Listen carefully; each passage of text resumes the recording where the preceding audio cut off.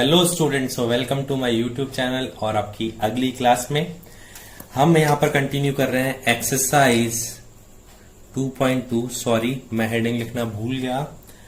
तो सबसे पहले आपका क्वेश्चन 4, क्वेश्चन 3 तक अपन ने पिछली क्लास में कर लिया था। क्वेश्चन 4 और 5 जो है दोनों ही वर्ड प्रॉब्लम्स है और बहुत ही इंपॉर्टेंट वर्ड प्रॉब्लम्स है। तो पहली है, there is a circular path, Raman takes 18 minutes while Anupriya takes 12 minutes to complete one round. If they start at the same time, after how much time will they meet? मतलब एक park है जो circle की shape में है। ध्यान से देखिएगा, आप इससे समझ जाएंगे। यहां से अनुप्रिया स्टार्ट करती है चलना, 12 मिनट के अंदर वो पूरा राउंड कंप्लीट कर लेती है। लेकिन जो रमन है वो 18 मिनट लगाता है एक राउंड कंप्लीट करने में, तो 12 मिनट में वो होगा लगभग यहां पर, वो राउंड कंप्लीट नहीं करेगा। जैसे ही वो अपना राउंड कंप्लीट करने पहुंचेगा तब तक अनुप्रिया आगे निकल चुकी होगी। तो कुल मिला के वो दोनों ना तो 12 मिनट पे मिलेंगे ना ही 18 मिनट पे मिलेंगे। मतलब उन दोनों के मिलने का समय 12 और 18 दोनों से ही ज्यादा होगा। मतलब जब भी हमारा आंसर हमारे गिवन वैल्यूज से ज्यादा होता है तो हम वहां पर एलसीएम निकालते हैं। ये है आपका सेकंड रूल। मैंने एचसीएफ के लिए बताया था कि जहां पे कुछ भी चीज जमाई जाती है फिर अरेंज करी जाती है वहां पे एचसीएफ निकालते हैं, और एलसीएम का ये रूल है। तो एलसीएम के लिए पता चल गया आंसर बड़ा है, तो पहले लिखेंगे अपन theory, time taken by Raman is equals to 18 minutes, time taken by Anupriya is equals to 12 minutes, time of their meeting, दोनों की मीटिंग का टाइम क्या होगा, एलसीएम ऑफ 18 एंड 12। सो यहां पर एलसीएम निकालेंगे 18 और 12 का। सबसे पहले 18 के प्राइम फैक्टर्स करेंगे, 2 9 3 3 3 1, 12 2 6 2 3 3 1। सो 18 के प्राइम फैक्टर्स हो जाएंगे अपने पास 2 raised to the power 1 into 3 raised to the power 2। 12 के प्राइम फैक्टर्स हो जाएंगे 2 raised to the power 2 into 3 raised to the power 1। So LCM of 18 and 12 is, दो नंबर है और दोनों के दोनों ही कॉमन है, तो दोनों कॉमन नंबर लिख दिए। नॉन कॉमन कुछ है नहीं। कॉमन नंबर की हाईएस्ट पावर लिखेंगे, 2 की पावर 2 है, 3 की पावर 2 है। सो 4 into 9 that is 36 minutes is your final answer। अब बात करते हैं यहां पर क्वेश्चन नंबर 5 की। In a seminar number of participants of Hindi, English and maths are 60, 84 and 108। If equal number of participants are sitting in each room, find the least number of required rooms. यहां पर बात यह है कि हमारे पास एक competition हो रहा है, एक सेमिनार हो रहा है जहां पर हिंदी, इंग्लिश और मैथ्स के पार्टिसिपेंट 60, 84 और 108 हैं। तो हमें क्या करना है, हमें बताना है कि what is the least number of room required, मतलब कम से कम कितने रूम चाहिए इन बच्चों को बैठाने के लिए। और हमें कंडीशन दी हुई कि हर रूम में बराबर बच्चे बैठेंगे। ये थ्योरी आप समझ लो, इसका सॉल्यूशन बहुत ही इजी है। थ्योरी यह है, क्वेश्चन यह है, देखो अगर मैं बात करता हूं कि एक आर्मी में 100 जवान है, उनको लाइनों में जमाना है, तो हमें पता चलेगा एचसीएफ से कि एक लाइन में कितने सिपाही आएंगे। अगर हम बोलते हैं कि एक टॉफी का डब्बा है, हमें टॉफी निकालनी है, तो हमें बताएंगे एक लाइन में इतनी टॉफी आएगी। अगर हम बात करते हैं कि हम प्लेट जमा रहे हैं तो एक लाइन में इतनी प्लेट आएगी।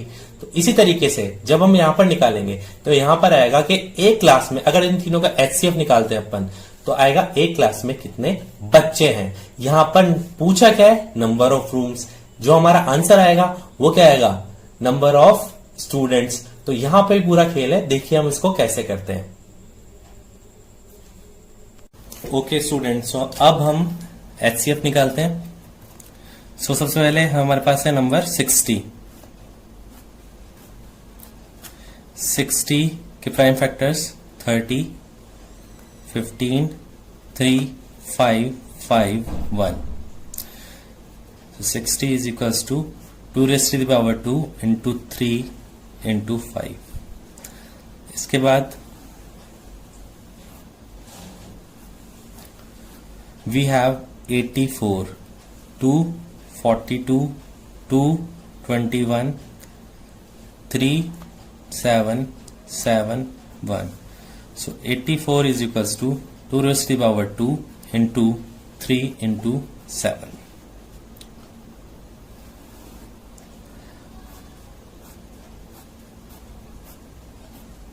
One zero 8, 2, 5, 4, 2, 27, 3, 9, 3, 3, 3, 1.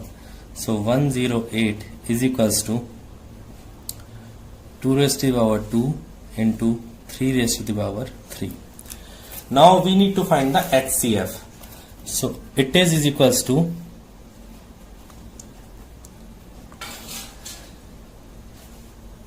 the common is 2 and 3. Minimum power of 2 is 2. 3 की minimum power है 1. 4 into 3 is equals to 12 students per room. बच्चे यहीं पे कंफ्यूज हो जाते हैं, सर आपका आंसर 12 आ रहा है लेकिन पीछे बुक में तो हमें दिया हुआ है 21. बेटा अभी तक हमने सिर्फ निकाला है कि एक रूम में कितने बच्चे बैठ सकते हैं, हमने ये नहीं निकाला कि रूम्स कितने होंगे. तो रूम्स के लिए जो प्रोसीजर है वो अब देखिए. तो देखिए, number of rooms for Hindi के बच्चों के लिए कितने रूम सही हैं. टोटल बच्चे हैं 60 और एक रूम में 12 बच्चे बैठ सकते हैं, तो 5 रूम्स हमें चाहिए. लॉजिक सीधा सा है, टोटल बच्चों में से हिंदी में टोटल बच्चे 60 हैं और एक रूम में 12 बच्चे बैठ सकते हैं, तो कुल रूम्स कितने चाहिए हमें, 5. So number of rooms for English. अब देखिए इंग्लिश के टोटल बच्चे कितने हैं, 84 और एक रूम में कितने बच्चे आ सकते हैं, 12. कट किया, so it is 12 7 84. Number of rooms for maths is equals to 108 upon 12, so it is 9. Total number of rooms required, कितने रूम्स चाहिए होंगे, 5 plus 7 plus 9. 5 plus 7 हो जाएगा अपना 12, 12 plus 9 21 रूम्स, और यही आपका फाइनल आंसर है. अगर आप अभी भी कंफ्यूज हो रहे हैं तो एक बार फिर से इसको रिकॉल कर देता हूं, फटाफट हम 1 मिनट में इसको रिकॉल करते हैं. यहां पर हमें बात करनी थी कि एक कंपटीशन में इतने इतने बच्चे बैठ रहे हैं, तो हमें कितने रूम्स चाहिए होंगे कम से कम कि हर क्लास में बराबर बच्चे बैठे हैं हर सब्जेक्ट के. तो हमें करना कुछ नहीं है. सबसे पहले हमने बताया कि जब भी कोई भी नंबर ऑफ थिंग्स दिया हो उसका HCF निकालेंगे तो हमें पता लग जाएगा कि एक लाइन या फिर एक रूम में कितने बच्चे या फिर कितने ऑब्जेक्ट्स आएंगे. तो यहाँ बच्चों की बात हो रही तो एक रूम में 12 बच्चे बैठ सकते हैं. उसके हिसाब से हमने इन तीनों नंबर्स को फिर 12 से डिवाइड कर दिया और जो भी आंसर आया उसको फाइनली ऐड कर दिया. तो बच्चों ये दोनों वर्ड प्रॉब्लम्स आपके 3 मार्क्स में सीधे सीधे आ सकती है, इसमें कोई भी गुंजाइश नहीं है कि ये नहीं आ सकती. बहुत अच्छे क्वेश्चन है तो इन पर जरूर ध्यान दीजिएगा. ओके स्टूडेंट्स, सो यहाँ पर बात हो गई हमारे HCF और LCM की, उनकी वर्ड प्रॉब्लम्स की. तो अब हमारा नए टॉपिक की ओर बढ़ते हैं जो कि है prove any number as irrational. तो हमें पता होना चाहिए √2, √3, √5 ये सारे कैसे नंबर है, इरेशनल नंबर. लेकिन इसे हमें प्रूव करने के लिए थ्योरी लिखनी पड़ती है और ये क्वेश्चन आता है हमारा 3 मार्क्स में. ये क्वेश्चन काफी बार एग्जाम में आ चुका, इसलिए ये बहुत ज्यादा इंपॉर्टेंट है। ज्यादातर बच्चों को इस क्वेश्चन में बहुत ज्यादा रोना आता है, लेकिन मैं आपको इतना सिंपल तरीका बताऊंगा ना इसको करने का कि आप इसको बहुत इजीली समझ लेंगे। तो सबसे पहले मैं कुछ चीजें समझाना चाहूंगा आपको। हमें याद है हमने चैप्टर के शुरू में पढ़ा था a is equals to b q plus r, dividend is equals to divisor into question plus remainder. बहुत ही सिंपल सा एग्जांपल देता हूं। 12 को अगर मैं 3 से डिवाइड कर रहा हूं 4 टाइम्स, तो रिमाइंडर क्या आएगा 0। मतलब 12 जो है वो 3 से कंप्लीटली डिवाइड हो रहा है। कितने टाइम्स हो रहा है 4 टाइम्स। मैं इसको अगर दूसरी भाषा में लिखूं, जैसे मान लीजिए मैंने लिख दिया a is equals to b q, मतलब यहां पर एक नंबर है और यहां पे 2 नंबर है मल्टीप्लाई में, मतलब इधर वाला नंबर जो है वो इस वाले नंबर से क्या होगा कंप्लीटली डिवाइड हो रहा है। सीधे सीधे शब्दों में अगर एक नंबर एक साइड है और दूसरी साइड 2 नंबर है, तो ये वाला नंबर इस नंबर से क्या होगा कंप्लीटली डिवाइड होगा ही होगा। ये हमें यूक्लिड डिवीजन की थ्योरी कहती है। चलिए अब हम इसे प्रूव करते हैं। मान लीजिए हमें √2 को क्या प्रूव करना है इरैशनल, तो हम उसे कुछ देर के लिए रैशनल नंबर मान लेते हैं। Let √2 be a rational number. तो इसकी डेफिनेशन होती है where √2 is equals to p upon q. यही होता है रैशनल नंबर जो पी अपॉन क्यू की फॉर्म में होता है। Where P and Q are integers and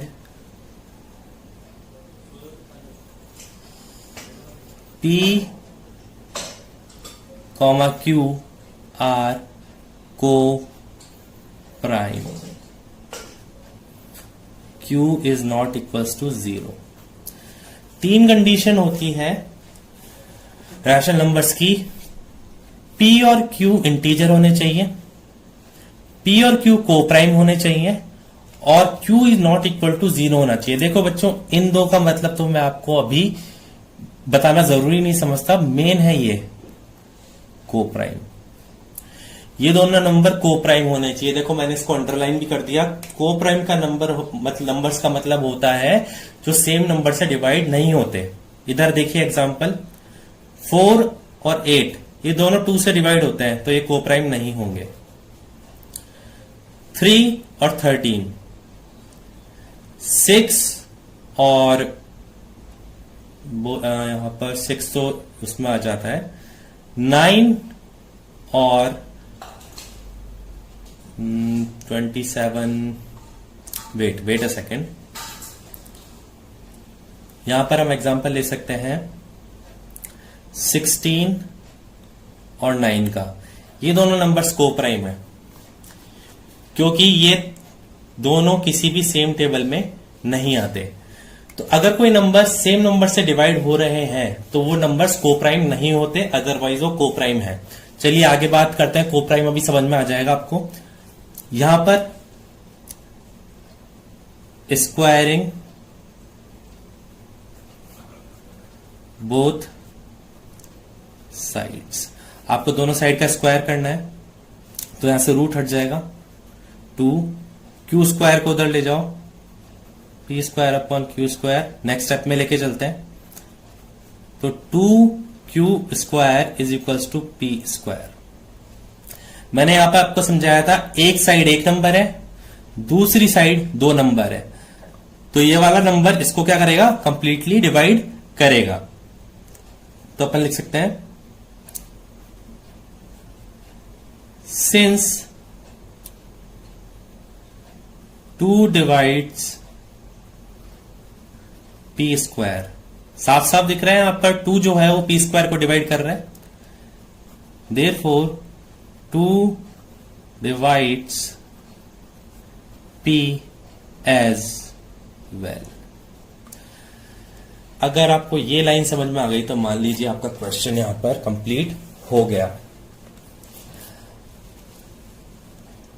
2 यहां पर मान लीजिए 4 को डिवाइड कर रहा है, तो 2 यहां पर 16 को भी डिवाइड करेगा। मतलब अगर 2 किसी नंबर के स्क्वायर को डिवाइड कर रहा है तो वो उस नंबर को भी डिवाइड करेगा। तो यहां पर 2 डिवाइड्स पी स्क्वायर, तो 2 किसको डिवाइड करेगा? पी को भी डिवाइड करेगा। मतलब डिवाइड करने का मतलब अभी मैंने समझाया था। So P is equals to 2a। मैंने ये क्यों लिखा? P डिवाइड हो रहा है 2 से, कितनी बार हमें पता नहीं, तो मैंने यहां पर a लिख दिया। अब यहां पे पुट इन इक्वेशन 1, इसको इक्वेशन 1 मान लीजिए। तो यहां पर p की वैल्यू रख दीजिए 2q square is equals to p की जगह 2a का whole square, 2q square is equals to 4a square. 2 से 4 को काटो, 2 टाइम्स कट जाएगा, q square is equals to 2a square. Since 2 divides q square, therefore 2 divides q as well। तो बच्चों, जो आपका दिमाग का अभी तक कचरा हुआ है, मैं उस कचरे को थोड़ा सा क्लियर कर देता हूं।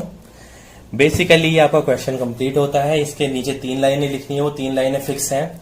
यहां पर √2 की जगह √3 आ जाए, √4 आ जाए, √5 आ जाए, आपको सेम थ्योरी लिखनी है।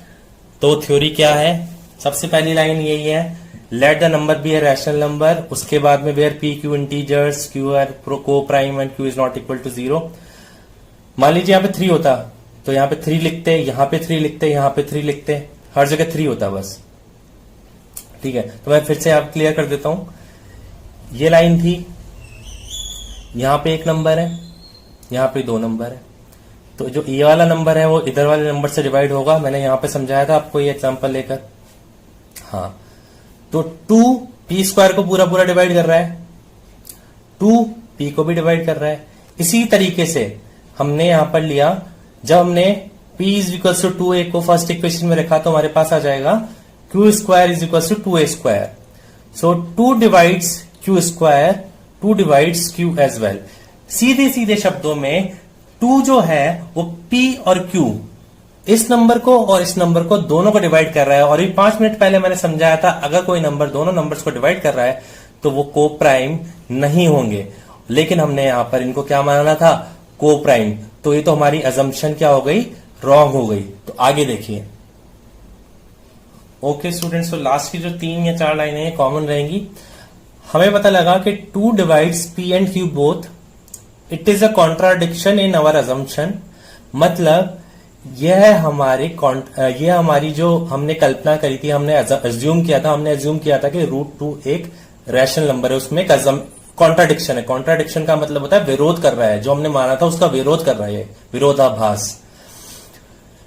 Therefore our assumption is wrong, hence √2 is a rational number। ये लाइन आपको समझ में आए या ना आए, या आपको ऐसी की ऐसी चिपकानी है। मैं इनका मतलब एक और फिर से समझा देता हूं।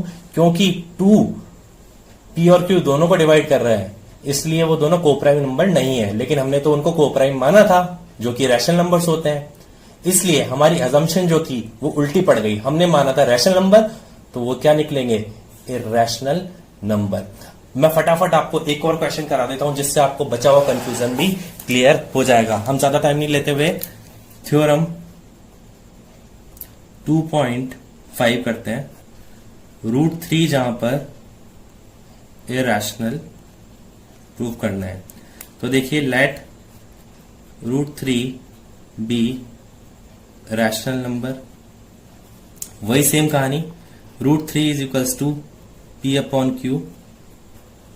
क्या लिखेंगे? Where p and q are integers, p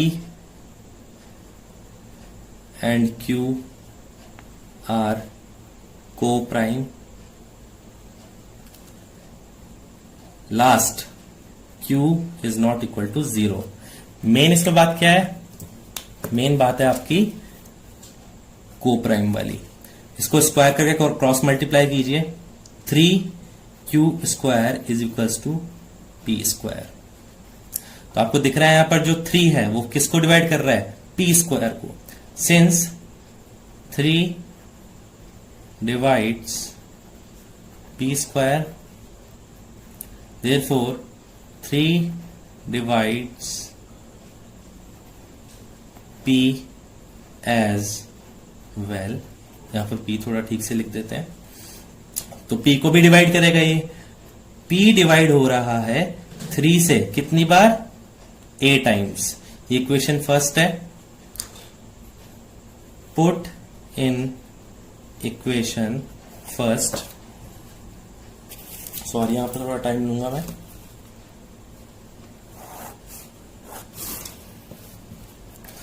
equation 1 में पुट करते ही 3q² is equals to p square की जगह 3a का whole square, 3q² is equals to 9a square. 3 से ये 3 टाइम्स कट जाएगा, so q² is equals to 3a square. Again आप देख सकते हैं यहां पर q जो है वो 3 से डिवाइड हो रहा है कितने टाइम्स, a स्क्वायर टाइम्स। तो यहां पर लिखेंगे since 3 divides q², therefore 3 divides q as well। सो यहां पर आ जाएगा 3 divides p and q both, it is contradiction in our assumption, therefore our assumption is wrong, hence √3 is irrational। तो आप समझ गए, जब भी आपको सिंगल नंबर को इरेशनल प्रूफ करना हो, चाहे वो √2 हो, √3 हो, √5 हो, आप इसी तरीके से करेंगे। आपको सेम थ्योरी जो है ये याद कर लेनी है। 4 लाइनें ये हो गई, 2 स्टेप्स ये हो गए, उसके अलावा आपको कुछ भी याद नहीं करना। ये क्वेश्चन 3 मार्क्स में आ जाता है, लेकिन आजकल आपके जो है दूसरे टाइप के क्वेश्चंस आने लगे हैं, सिंगल वाले नहीं आने लगे हैं।